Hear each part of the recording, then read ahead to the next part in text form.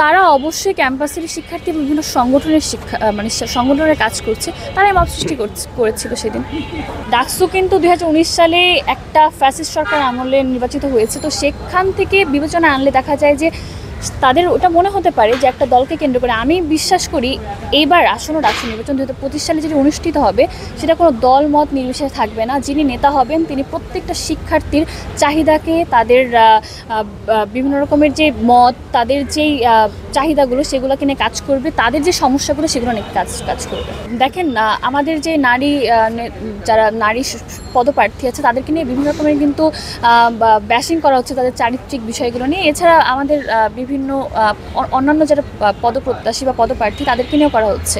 তো আমি চাইবো যে এই গুপ্ত রাজনীতি থেকে বের হয়ে এসে একটি সুন্দর এবং সুশৃঙ্খল ডাকসু যেন নির্বাচন অনুষ্ঠিত হতে পারে, সেক্ষেত্রে প্রত্যেকটা সংগঠন যেন সহযোগিতা করে, এটাই আমার কাম্য। ছাত্রদলের হয়ে কেন প্রশাসন কাজ করে? প্রশাসনের উচিত প্রত্যেকটা সংগঠনকে, প্রত্যেকটা স্বতন্ত্র প্যানেলকেই সহযোগিতা করা এবং তাদের হয়ে কাজ করা, মানে একটি নিরপেক্ষ প্রশাসন যেন থাকে, সেটাই আমাদের দাবি। আসলে ছাত্রদলের কিন্তু 9 দফার মধ্যে একটি দফা হচ্ছে গিয়ে আপনার গেস্ট রুম কালচার, গণরুম কালচার, এবং কেউ যদি অন্য মতাদর্শের হয়, ভিন্ন মতাদর্শের হয়, তাকে যে আগে 15 বছর যে ফ্যাসিস্ট সরকার ছিল তারা কিন্তু হল থেকে বিভিন্ন ট্যাগিংয়ের শিকার করে বা ট্যাগ দিয়ে তাদেরকে কিন্তু হল থেকে বের করে দিত এবং বিভিন্ন রকমের তাদের উপর যে ঘৃণিত যে নির্যাতন করা হতো সেগুলো কিন্তু আমরা পুরোপুরিভাবে তাদের প্রতিবাদ করেছি এবং সেগুলো যেন আর ক্যাম্পাসে কখনো ফিরে না আসে সেটা আমাদের প্রথম দফায় আছে। এবং দ্বিতীয় দফা হচ্ছে গিয়ে আমাদের আছে যে আবাসন সংকট এবং যে পুষ্টিকর খাদ্য সেগুলার যে চাহিদাগুলো সেটা যেন আমরা নিশ্চিত করতে পারি সেটা। তো অবশ্যই ছাত্রদল প্যানেল থেকে যদি আমাদের ভিপি, জিএস বা পরিবহন সম্পাদক থেকে শুরু করে যেই আসুক না কেন, প্রত্যেকেরই প্রথম চাহিদা বা প্রথম চাওয়া হচ্ছে গিয়ে একটা সুন্দর ক্যাম্পাস দেওয়া এবং ক্যাম্পাসে যেন কোনো রকমের সেই একটি নির্দিষ্ট সংগঠন বা নির্দিষ্ট দলের যেন প্রভাব না থাকে, সেটাই আমাদের চাওয়া। না, এটা কখনোই এটার কোনো সত্যতা পাওয়া যায়নি, কারণ আমি তো সেদিন মবের শিকার হয়েছিলাম। ফজিলাতুন্নেসা মুজিব হলে সেদিন যে মবের সৃষ্টি হয়েছিল তার পুরোটা আমার উপর হয়েছে। তো আমি কিন্তু একদম সময়ের সাথেই কিন্তু আমি সেদিন ছিলাম, মানে অন টাইম উপস্থিত ছিলাম।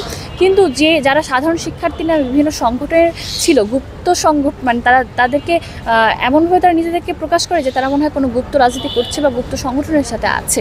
তো আমার কথা হচ্ছে, আমাকে মনোনয়ন সেদিন নিতে দেওয়া হয়নি বা আমার উপর বিভিন্ন মব সৃষ্টি করা হয়েছে, বিভিন্ন রকমের গালিগালাজ করা হয়েছে, আমাকে বিভিন্ন রকমের কথা বলা হয়েছে। তো সেদিন আমি স্ট্যান্ড নিয়ে আমি মনোনয়নপত্রকে বাতিল করে আমি সেদিন চলে আসছিলাম এবং পরবর্তীতে কিন্তু তদন্ত কমিটির রিপোর্ট আসছে যে সেখানে আমরা সঠিক ছিলাম, মানে আমরা সঠিক সময়ে উপস্থিত ছিলাম এবং আমাদের কোনো ভুল ছিল না। তারা অবশ্যই ক্যাম্পাসের শিক্ষার্থী বিভিন্ন সংগঠনের সংগঠনের কাজ করছে, তারাই মত সৃষ্টি করেছিল সেদিন। যারাই নির্বাচিত হোক না কেন তাদের প্রত্যেকের উচিত যে ক্যাম্পাসকে কেন্দ্র করে যেই মানে ক্যাম্পাসের সমস্যাগুলো আছে সেই সমস্যাগুলোকে আগে নির্ধারণ করা এবং সেই সমস্যাগুলোকে খুব সহজ উপায়ে শিক্ষার্থীদের মতামত নিয়ে শিক্ষার্থীরা কী চায় সেই চাওয়ার উপর ডিপেন্ড করে যেন ক্যাম্পাসটিকে নতুন ক্যাম্পাস যেন তারা উপহার দিতে পারে, এটাই আমাদের চাই।